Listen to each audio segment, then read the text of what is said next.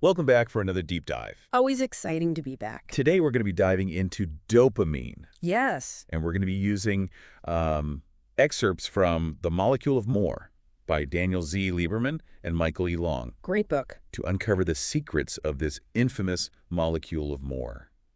So buckle up, because we're about to discover how dopamine shapes our desires, Absolutely. motivations, and maybe even, potentially, our political leanings. Very interesting stuff. Yeah. So have you ever wondered why that vacation you meticulously planned sometimes feels less exciting once you're actually there? Happens all the time. Or what is it about slot machines and falling in love that just makes those things so captivating? Yeah, it's very interesting. We're going to try to find out. Yeah, what's really captivating about dopamine is that it's not just about pleasure like we often hear, it's more about the anticipation, the burning desire for something more. Think of it as that driving force pushing you towards a future reward. Okay, I'm intrigued. So it's less about the feeling of enjoyment itself and more about the chase. Exactly. The authors use this brilliant analogy of a burger. That mouth-watering aroma, when you walk by a burger joint. Oh, yeah. That's dopamine at work, creating anticipation for that juicy first bite. Uh-huh. But here's the kicker. The second bite often doesn't quite live up to the hype. Oh, interesting. It's the pursuit, the wanting, that triggers the most dopamine, not the actual experience. Oh, that makes so much sense. That really explains why planning that dream vacation Yes. or obsessing over a new gadget can feel so much more thrilling than the actual vacation or using the gadget. Yeah. So how does this molecule of anticipation factor into our everyday decisions and motivations? Well, it all comes down to two distinct dopamine circuits in the brain. We've got the desire circuit and the control circuit. The desire circuit, it's all about immediate gratification. Okay. Fuels cravings and impulsivity. Think of it as the I want it now part of your brain. The book uses the example of Andrew. He's this young man caught in this cycle of alcohol and fleeting relationships, constantly chasing the dopamine rush of the new and exciting, but never finding true satisfaction. Yeah, that sounds almost like an addiction to the feeling itself. Yeah. And I guess that's where the control circuit comes in. Precisely. The control circuit is all about focus, delayed gratification, and long-term planning. It helps us resist those impulsive urges and work towards larger goals. Think of Buzz Aldrin, meticulously planning his mission to the moon. Right. That's the control circuit in action, allowing him to prioritize a future goal over immediate rewards. So we've got these two opposing forces. Yeah. The desire for instant gratification and then the ability to delay gratification for a greater reward. But how do we know which one's in control? Well, that's the million-dollar question. That's a question we should all be asking ourselves. Think about your own tendencies.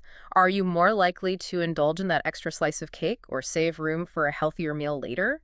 Do you jump into new projects impulsively or take time to strategize? It's this constant tug-of-war between these two circuits, and understanding them can help us make more conscious choices. That's fascinating. So it sounds like dopamine can be both a powerful motivator Absolutely. and a potential source of internal conflict. Definitely. But what happens when things go awry? Yeah. How does this molecule of more explain things like addiction? That's where the darker side of dopamine comes in. Okay.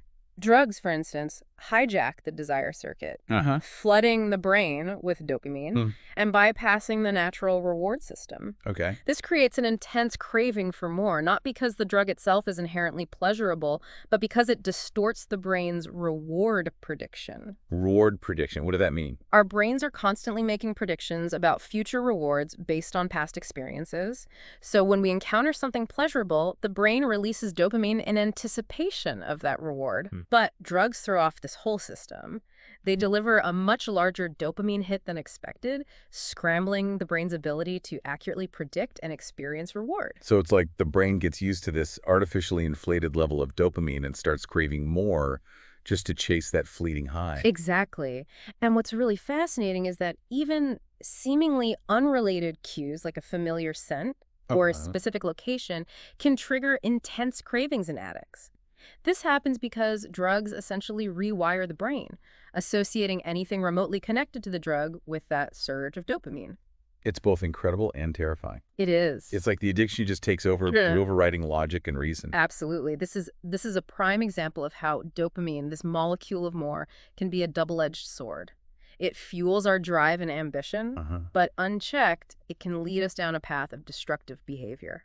Okay, so we've covered how dopamine fuels our desires Yes. and can even explain addiction. Hmm. But the book also touches on this fascinating connection between dopamine creativity and even mental illness. Can you explain that a bit further? Absolutely. People with higher dopamine activity tend to be more open to new experiences. They think outside the box and make connections others might miss.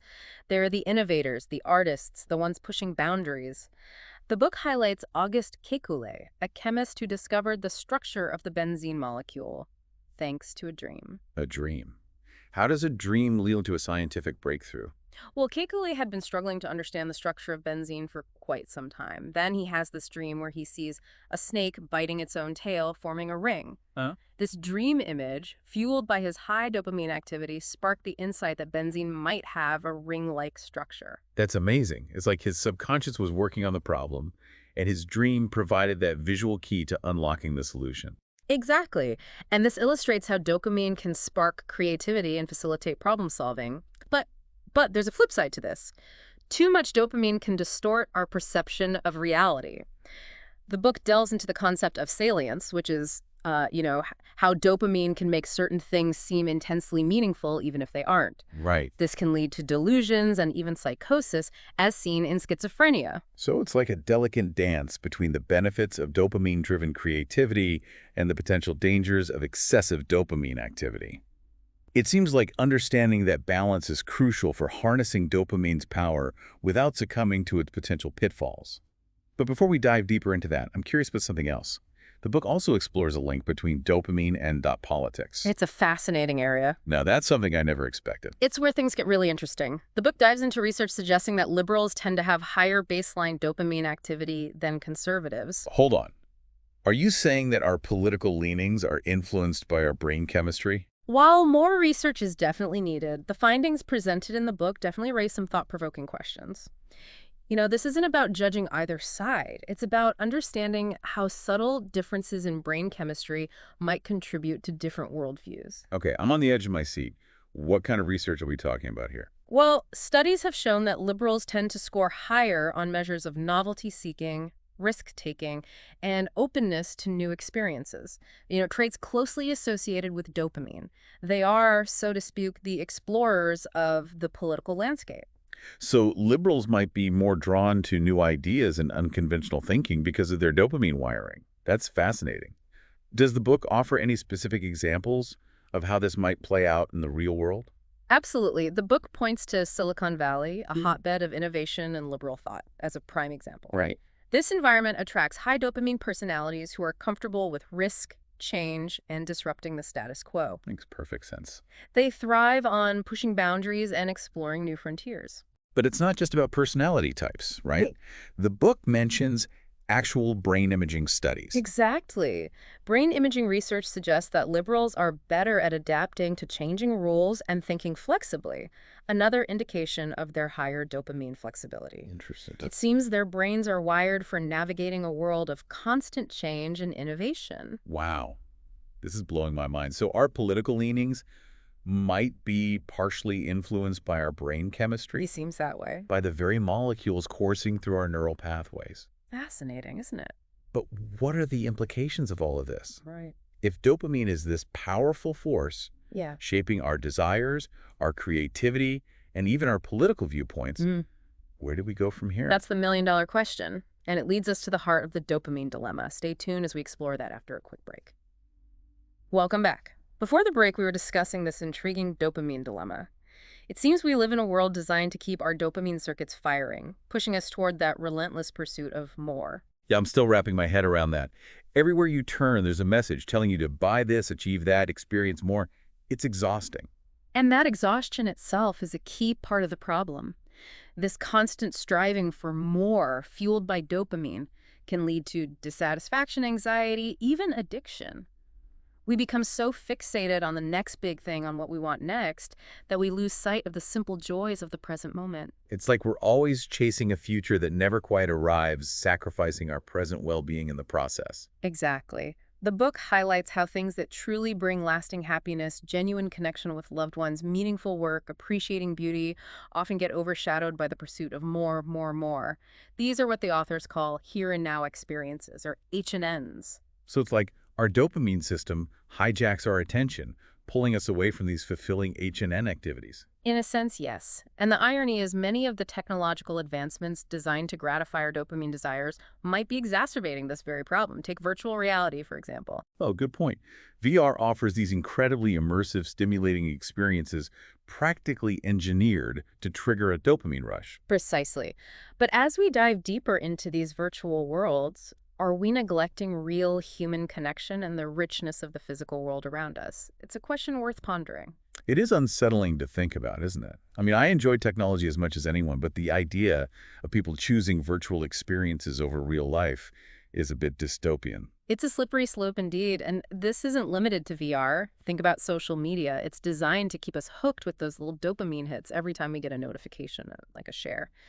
But are these fleeting bursts of dopamine truly making us happier? Or are they just feeding this constant need for external validation and digital stimulation? Okay, so we painted a pretty bleak picture here.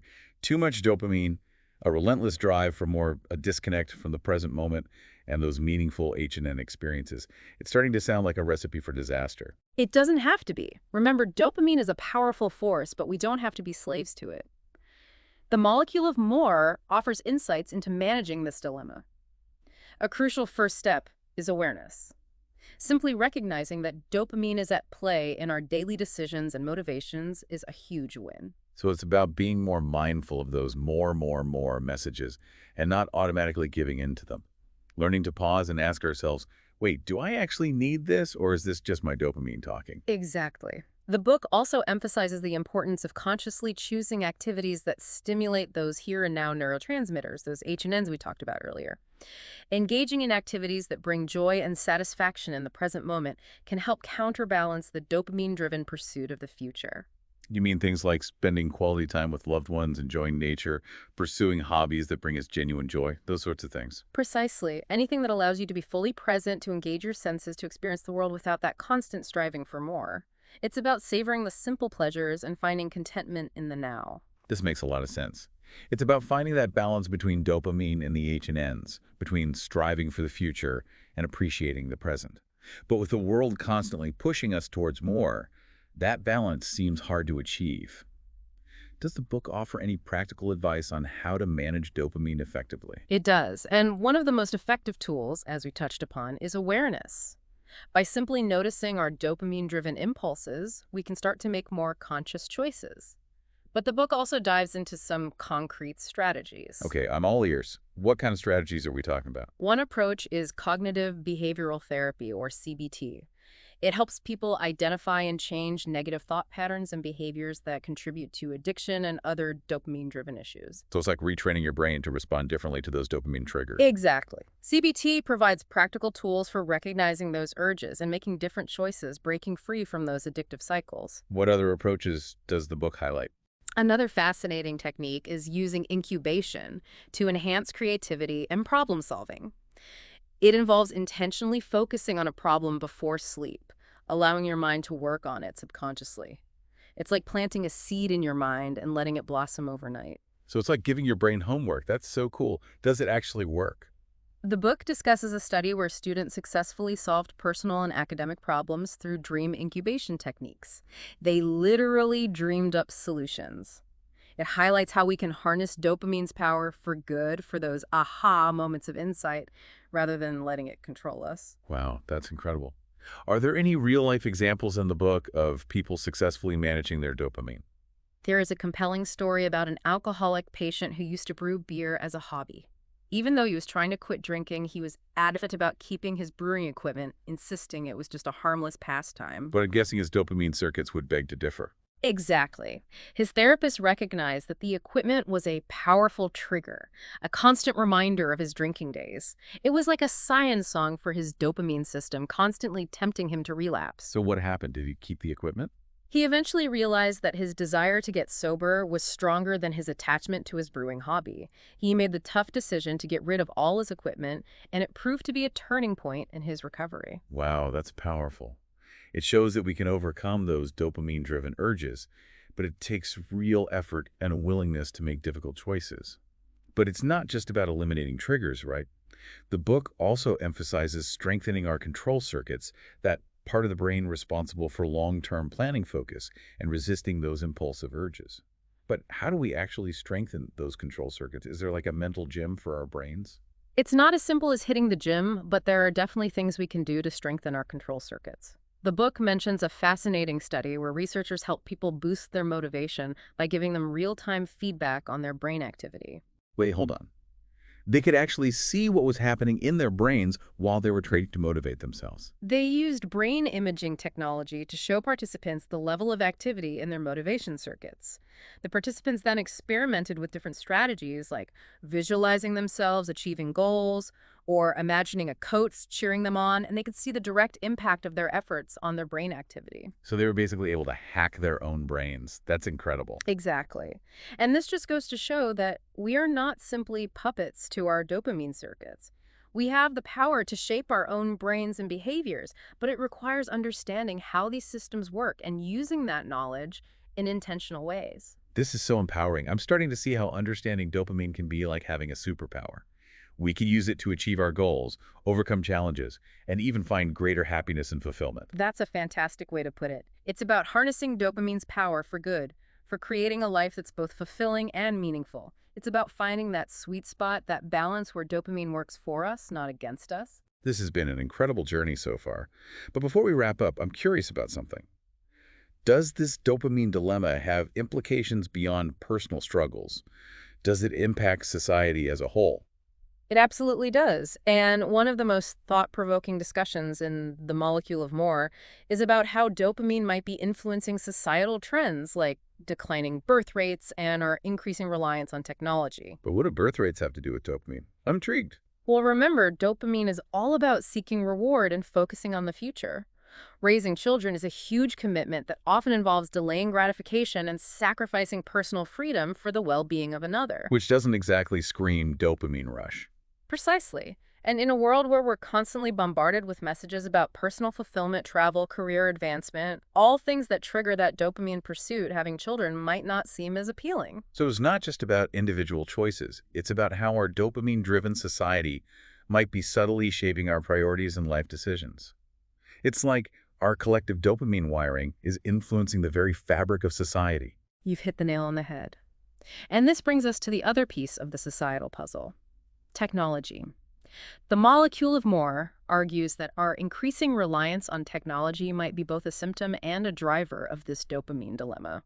Could break that down for me. How does technology fit into this whole dopamine equation? On the one hand, our technology is incredible. It makes our lives easier, provides access to information and entertainment at our fingertips. But it's also incredibly stimulating, constantly feeding our dopamine circuits with notifications, updates, and endless streams of content. It's like we're living in a giant dopamine playground. But what's the problem with that? Don't we all love a little dopamine boost now and then? Of course. But this constant stimulation can make it harder to appreciate the simple joys of life, those H&N experiences that don't necessarily trigger a massive dopamine rush, but are essential for our overall well-being. We get so used to those quick hits of digital dopamine that we lose sight of the deeper, more fulfilling experiences that require patience, presence, and a willingness to disconnect from the constant barrage of stimulation. So it's like technology is both gratifying our dopamine desires and potentially making us more reliant on those dopamine hits, creating this vicious cycle. Precisely. And this is where we have to ask ourselves some tough questions about how we're using technology and whether it's ultimately serving us or controlling us. This is mind-blowing. This dopamine dilemma touches so many aspects of our lives, from our personal choices to broader societal trends.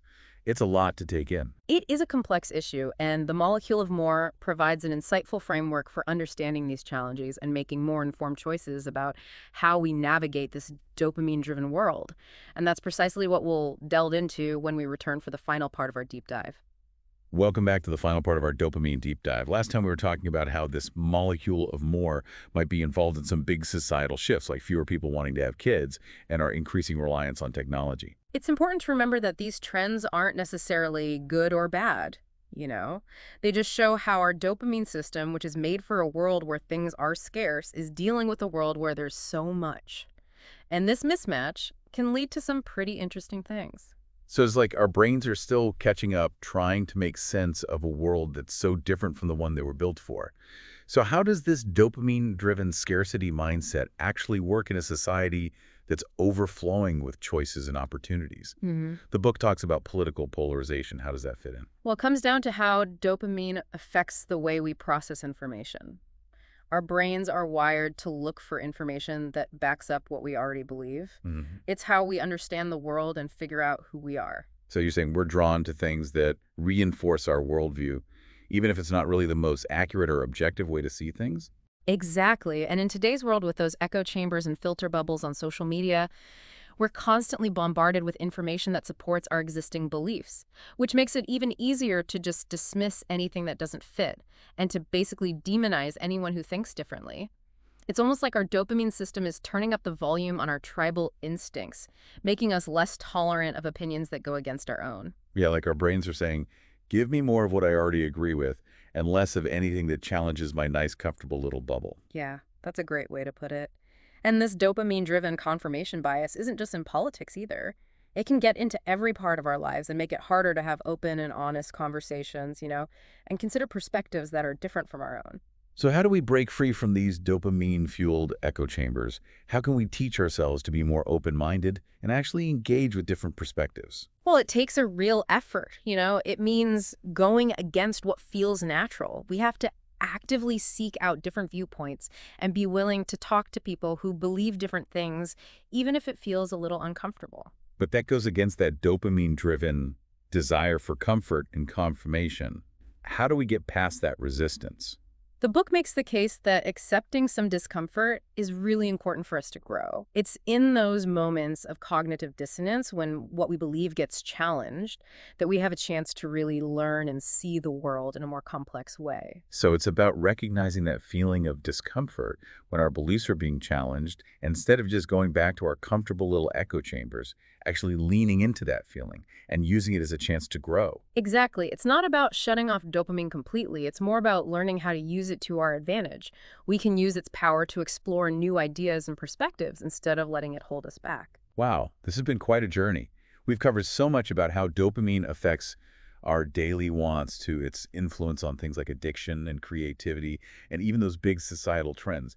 It's a lot to digest. Definitely. But before we wrap up, is there any specific research from the book that you found really surprising or thought-provoking? You know what I found really fascinating was the research about how dopamine might affect migration patterns. Okay.